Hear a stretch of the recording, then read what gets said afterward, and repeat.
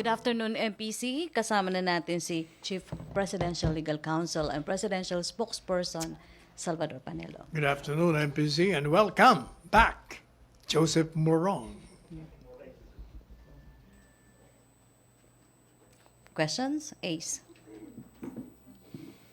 Secretary, what prompted the President or the administration to lift the suspension on the talks on the loans and grants from countries who supported the resolution on the drug war? I haven't asked him that. I will ask him. I intend to ask him. But this change of policies, this some form of easing of our hardline stance against, countries perceived to be interfering with the Philippine sovereignty. That's why I'm going to ask the President. But what are the impact? What's the impact of this lifting? Ano yung nakikita niyong Well, you must remember implication that that was made because of what these countries did when they passed that resolution condemning the war on drugs in this country. And it was more of an outrage reaction. Having already expressed our stand on that, perhaps there is now a reason to change it. So may nangyari that prompted? That's why I'm going to ask the President exactly what's the reason behind. Salamat, Sec. Joseph? Sir, I don't know if it has something to do with it, no, pero 27 the lift, right? And then March 2, the U.S. Embassy, USAID, announced that it's donating $37 million para makatulong sa Pilipinas to fight the COVID. Hindi ba ito, sir, yung trigger to allow it? Hindi ko alam. I'll have to ask the President to be sure. Okay, sir, thank you. MPC questions? Other issue? Joyce?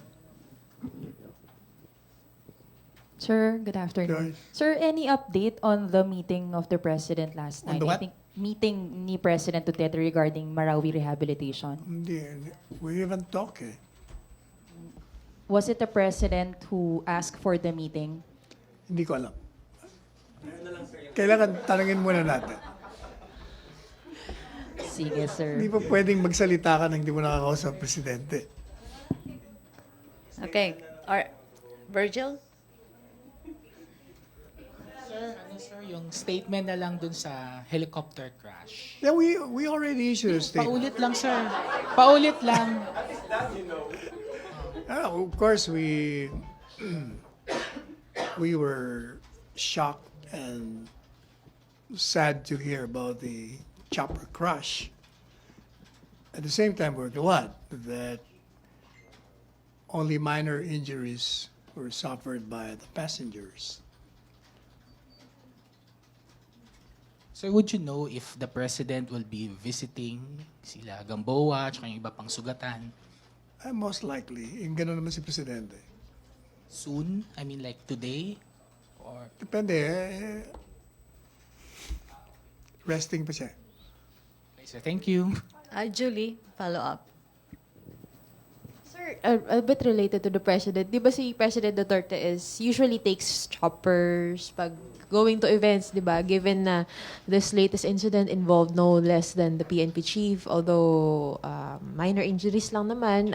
Is the PSG or is the palace undertaking measures or considering yung use ng choppers given na may recent incident?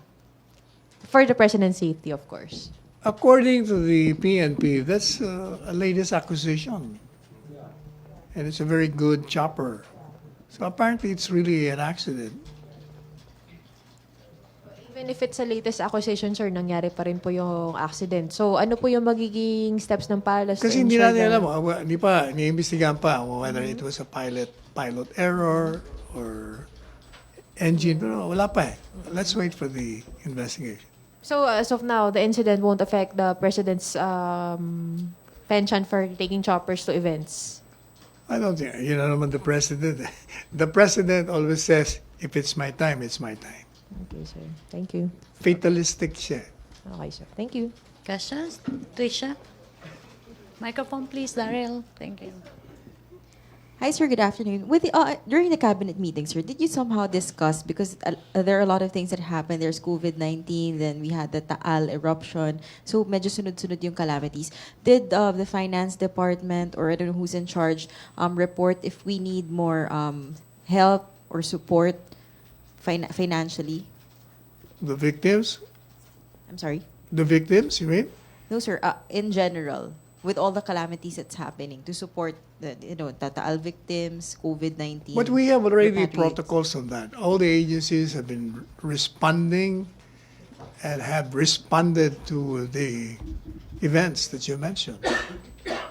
Yeah, but do we still have enough funds? This is actually linked to the question of yun nga po yung Yes, sa I think we have grants. enough funds. Otherwise, the president would have said that we need to get some more funds. So that's not that won't be, sir, the reason why we're lifting the not I already necessarily answered the that reason. question. Okay, Prince? Hi sir, good afternoon. Sir, reaction lang doon sa naging payag ni Senator Richard Gordon na on Twitter, it appears that the senator was blaming President Duterte for the crimes and risks brought in by Pogos. He said na hindi daw mangyayari ito if the government was not too soft on China. I disagree. Then he does not know this president. The president is never soft on anything that relates to the national interest. He's a very decisive president. Sir, what measures have been taken by this government, sir, to arrest the worsening issues related to Pogos? Well, as I've said, was it yesterday? Any malpractice, any corruption, any irregularity relative to any activity or project in this government are always being investigated. And after the findings, the president will act, as always, decisively. Okay, Pia?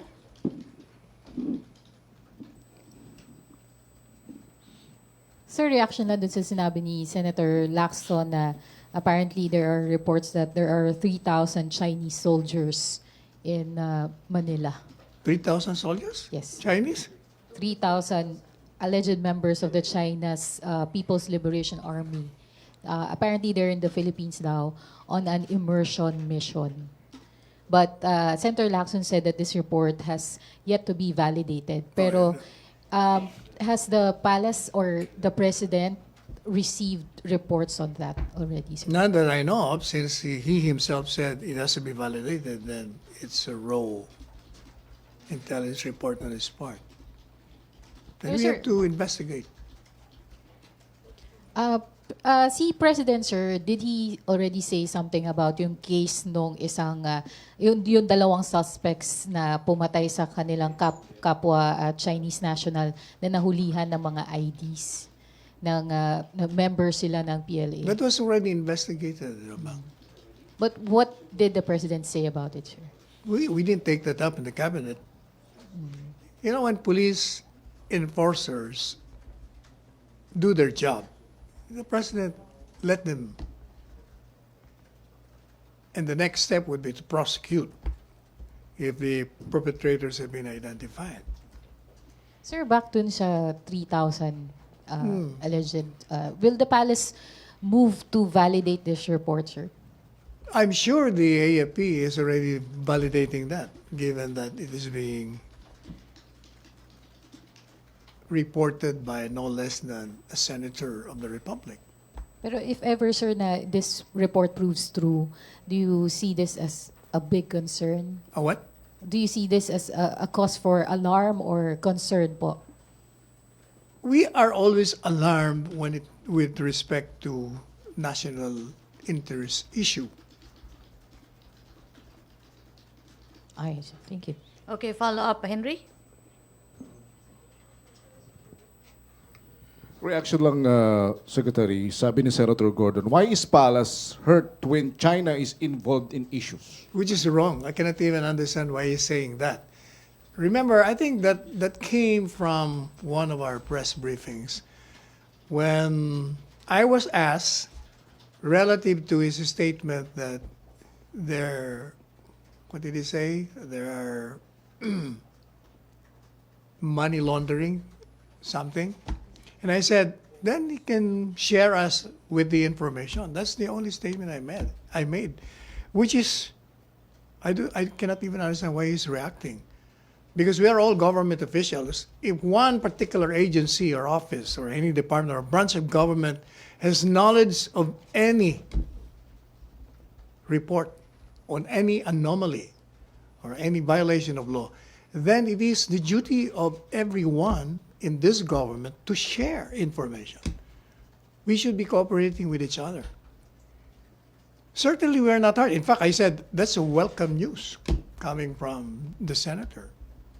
That is precisely why I was asking and hoping that he could share that information to our police authorities.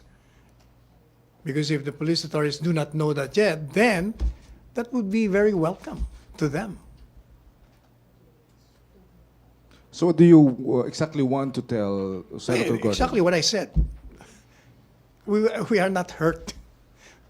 We're even welcoming what he said. And that is precisely we're requesting if he can share information with the police authorities if they do not know that yet. All right. Can we have another question? Follow-up muna, Julie. Sir, medyo i-rephrase ko lang po yung kay Pia. What would be or what is the extent of the palace's alarm or concern regarding reports that there are 3,000 Chinese PLA soldiers in Manila, even if it is not yet validated, considering that it's not just an national interest issue, but an issue of national security? We have to validate that first. We cannot be making statements relative to anything that is based on speculation and unverified reports. Okay, sir. We do not want to be irresponsible in issuing statements. Okay, sir. So not unless there's any validation of its veracity, course. we cannot issue any statement That that goes would without express alarm saying. or All we can concern. say is we in the government is always concerned with any issue affecting the national interest and national security. Okay, sir. Sir, the president, when it comes to certain issues like, for example, crime or drugs, we know his very clear stance on it, na galit siya, na he's very active in campaigning or fighting it, directing the PNP, AFP to do its part. When it comes to Pogus, sir, ano po exactly yung sentiments ni Presidente given na may mga lumilitaw ng issue surrounding Pogus and not just economic issues, may concerns of national security, Hindi ko pinaiimbestiga niya nga. immigration. Di ba? He issued directives to investigate all these reports of illegal practices, acts of corruption. Pero is he against Pogus or in favor of Pogus at this point? Since still operating, so wala pa siyang sinasabi na he's against it. You must remember that the POGO is giving us, from what I gather from Chairman Fred Lim, 17 billion pesos in the last 3 years. Prior to this, we were only receiving about 57 million on the online gambling. In other words, it's a huge source of income for this government, where it can be used to all kinds of projects. In fact, I remember the president even saying that the increase in salary of nurses could be taken from them. So these If there is anything wrong with the system on POGO, then we have to review it, evaluate it, and then streamline it, improve it, and all the agencies involved must do their job so that any corruption, any unlawful acts can be either neutralized or completely stopped. So whatever, kumbaga, despite yung mga controversy surrounding Pogos, the economic benefits as at this point, kumbaga, make it hard for the president to make a stand kung dapat bang ayusin or ipagbawal yung Pogos. Not that it make it hard for him. We have to wait for him because he will be waiting for reports coming from all agencies relative to this issue. And then he will make a decision on that. Thank you, sir. Follow up, Maricel. And then Joseph, follow up. Sir, can we just, at least if the president is still studying whether to ban Pogo in the country or not, can we just suspend it first while the investigation is ongoing? Why not just suspend it? That will depend on the president's judgment. So for now, you don't find it necessary to suspend the operation, even if there are lots of As controversies I said, that's surrounding- for the president's judgment. I will ask him if we see him today, if we talk today. Sir, do you think the country is having more benefits with the Pogo than disadvantages na nakukuha natin, considering all the reports ng sex den, drugs, money laundering? Do you still feel that we're getting Well, if you more can benefits? stop all these illegal practices, then Pogo is good. But it seems that we cannot stop it yet. What do we mean we cannot stop it yet? I mean, That's, there's still an issue on the sex there, den, there money are there laundering. are incidents involving, and they're precisely being addressed by the concerned agencies. Okay, thank you, sir. Joseph?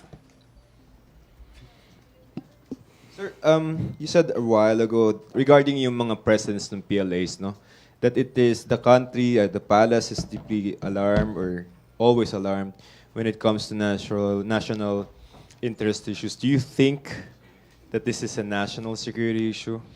Which one? The presence of the Chinese military? If that is validated, then we will make our appropriate response. Until such time, it's just speculation. Because Sister, we had an interview before kay Secretary Esperon as early as July. Ang issue pa nun was yung influx ng mga Chinese workers. And he, at that time, no, ay tinitingnan na niya yun as a problem, as a concern. From July to up to now, wala pa tayo, sir, opinion na we are not worried about the influx, whether this breeds mga criminal activities or yung mas higher risk na they might be spying on us. Wala tayo, sir. I have not heard anything from Secretary Esperon and Secretary Lorenzana with respect to this. Okay. Okay, follow up, other issue. Follow up, Virgil. Ay. So reaction lang, last night nag-issue ng statement yung Chinese embassy and in regarding dun sa mga incidents of crime involving Chinese. Yeah, they're saying that these are isolated incidents. Do you agree with that, They're sir? saying that they're doing their very best to coordinate with the agencies of the government, especially when it involves illegal acts. So, sir, does the palace agree with the Chinese embassy? Well, that's their position. That is precisely we are investigating all this alleged. Yeah, but for the palace, sir, practices. isolated lang yung mga nangyayari all around. I do not know whether they are isolated or not. We have to record those incidents if it's really isolated. And also, sir, sabi din po ng Chinese embassy na they are against na ginagamit yung issue yung sa mga criminal activities for, I mean, They're for saying political that, motives. actually, daw. they're saying that it's being politicized. In other words, they're referring to the critics of the president. Okay, follow up. Joyce and then, Maricel muna and then Joyce, follow up then.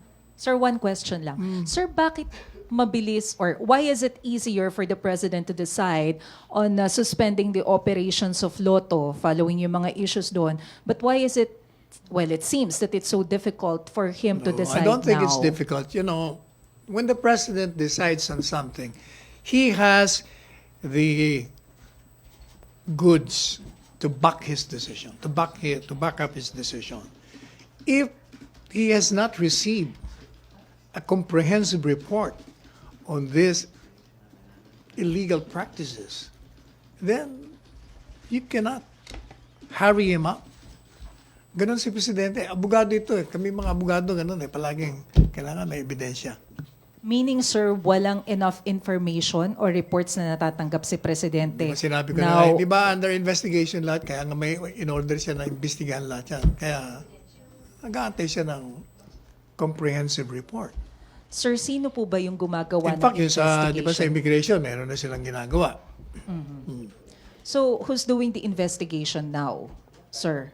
Or what kind of investigation? Meron po bang efforts coming directly from the Office of the President to The address President these has issues? directed the concerned agencies like the customs, the immigration, the NBI, all of the law enforcement agencies.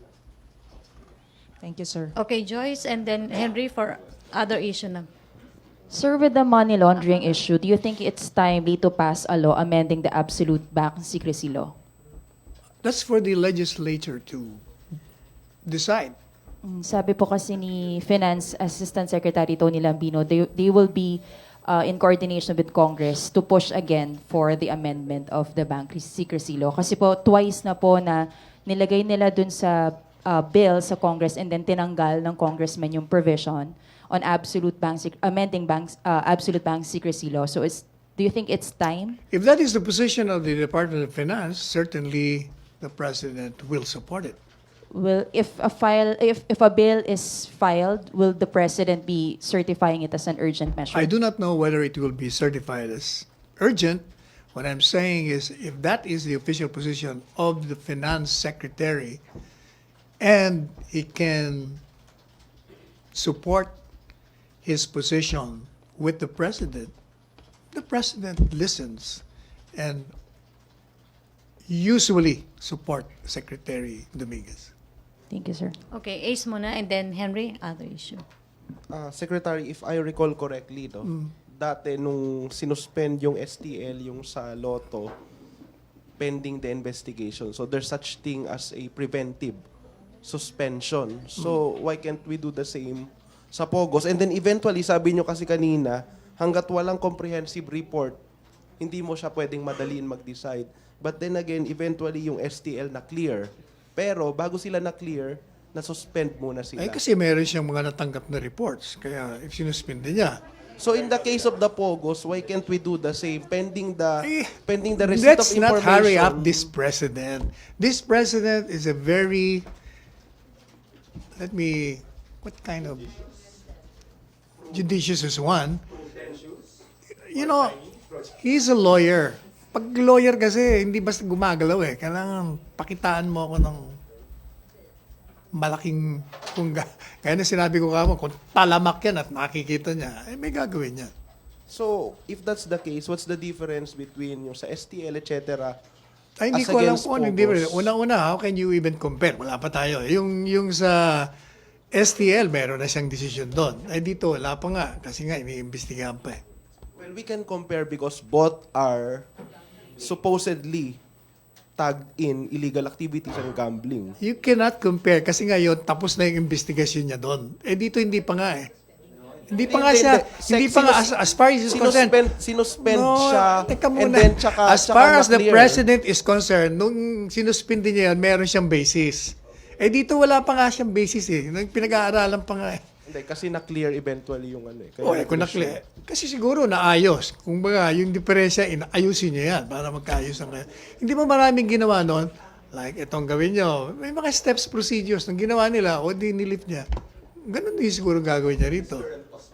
Sige, Sec. Thank you. Okay. Henry, other issue. Other issues lang, Secretary. This is with regards to the removal of Congressman Sid Ungab as chairperson of the Committee on Appropriations sa Congress. Ano po. May statement kasi ang hugpong ng pagbabago. At part of their statement, sabi po nila, he was specifically chosen by President Duterte as chairman of the committee, and the last time we checked, the President never ordered the removal of Ungab. If anything, the removal was an insult and affront to the president and not the party. What is your thought on this? The president, as I said, will not interfere in the intramurals inside Congress. Yeah. So, Joseph, follow up. Hi, sir. Well, yung question ni Henry is not about the president meddling. It's the point is, does the palace consider nga na yung pagkatanggal ni Ungab, hindi yan affront sa HNP but the president? Hindi ba siya ganon yung pagtingin ng palasyo? That is to assume na may kinalaman siya doon sa paglalagay doon sa kanyang ano. Sabi nga ng HNP, sir, Sabi na niya, it no? was the Ay, president's decision. hindi ko alam yon. Ayun, sir. Now, again, read. I do not know that. We have to ask the president kung may kinalaman nga siya. Yun ang sabi. We are not privy to that. We have to ask him. So you're doubting Sarah? Not necessarily. It only means I will not enter into the realm of speculation. Okay, Henry. Secretary, ito kasi yung eksaktong statement, verbatim. He was specifically chosen by the President. President Duterte as chairman of the committee, and the last time we checked, the President never ordered the removal of Ungab. If anything, the removal was an insult and affront to the President and not the party. This was the statement of HNP headed by the presidential daughter and the mayor of Davao. Statement of HNP, not the mayor herself. Oh, but was he the one who issued that? And even assuming that she issued that, your question is, does the president consider it an insult? Yes. Oh, then I will ask him. I cannot be reading the thoughts of this president. You have to ask him. Okay, sir. Kung sabihin niya, layan, yaman mo sila, di tapos na kagad. All right, we are resting our case. Thank you. Okay, question sa MPC. Pia, and then last na si Joseph. Maglalast na tayo kay Joseph. Pia. Sir, regarding yung statement ulit ng hugpong ng pagbabago, sir, do you know anything about this, yung sinasabi nila? Did President Duterte choose Kaya nga, yung hindi ko leadership nga of alam the yun. Di ba committees? sabi ko lang kanina, hindi ko alam yun. I'm not privy to that. So, hindi ko pa alam.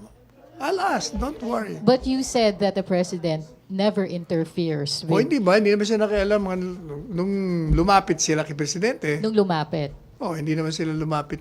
Hindi naman sila lumalapit ngayon, di ba? So, Nung lumapit on the speakership, but on with the respect to the leadership of the speakership, committees, sir. ay, hindi ko alam yun sa committee. Parang I never heard. Hindi ko alam yun. Parang ngayon ko lang nga narinig yun. So you're not saying, you're not saying that yung statement ng hugpong na pagbabago is true or false. You're just saying you don't know anything about Yeah, I it. don't know anything about it. Alright. That's why precisely I will ask the President. Okay, mag-last question na tayo. Joseph. Sir, press con ulit tayo pag nakausap mo na si sir. Ba? Hindi, I will just issue a Ambush na lang. statement. I will issue a statement. Hindi sir, ganito. Yung sa PLA, okay, fine. Ang sabi niyo po is, I'm sure that the AFP is validating that report already, no?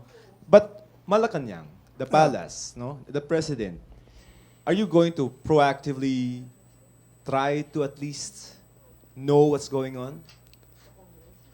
The palace doesn't have to do that because precisely kaya ka nga nasa executive eh.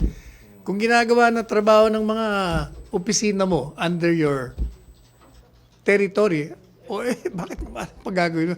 Trabaho nila yon. So, when their job is done, they report to the president and the president makes a decision. This is not naman, sir, nonchalance or No. wala lang pake. Basta kailangan merong palaging basis si presidente. Okay, okay. Okay, no more questions, MPC? Okay, thank you, MPC. Thank you, Secretary Panelo. Back to our main studio sa Radyo Pilipinas and People's Television Network.